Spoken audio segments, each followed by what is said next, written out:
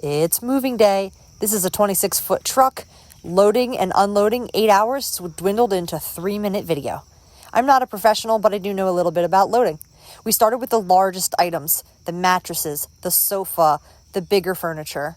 I kind of was looking for rectangles first because they stack well, but then I needed to fill up high behind the mattresses, so I threw some bags up there, anything lightweight that we could get up high that wouldn't risk falling down. My goal was to load all the large stuff. There we're throwing up the bags in the back.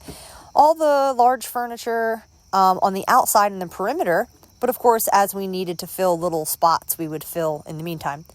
And the goal was to leave a lane down the middle for all the moving boxes. But also, if you do load shelves, you can load the boxes on the shelves. I actually didn't use any straps. I just made sure to put heavy boxes onto furniture so that they wouldn't shift. We only had some plastic bins move a little bit, and other than that, it was fine. We also didn't have a long way to go. It was 15 minutes down the road, and we went really slow, and there were really no hills, so we lucked out. Now we're getting close to the end here. We're going to start loading boxes. You see I have that hallway down the middle still. I'm tucking boxes in things, on shelves, under things, behind things, sliding them in anywhere I can. Also trying to take up all the height of the truck too.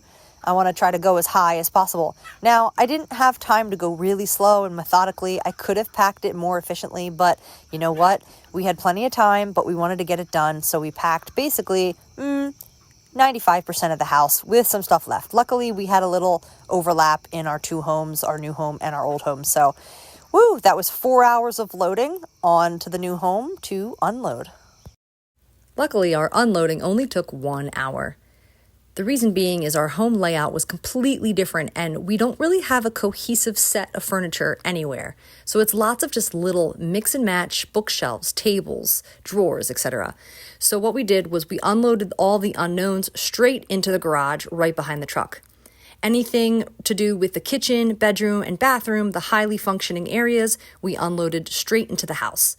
That way we're not surrounded with everything, and then once we're basically set up with necessities, we can just pick stuff from the garage as needed.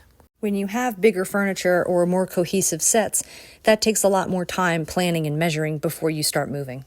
There are so many variables in moving: time, energy, people, and so it was just us. We were just trying to get done in one day and get the truck back so we could be finished. It was a really exhausting day, but because we pushed through, we had the whole next day not to have to do anything.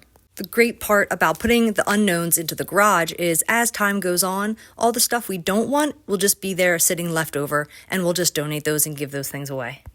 This move cost us only $85. If you want to see moving tips and how we did that, you can see my moving tips playlist on my YouTube channel. It's time to take the truck back and go settle into our new home.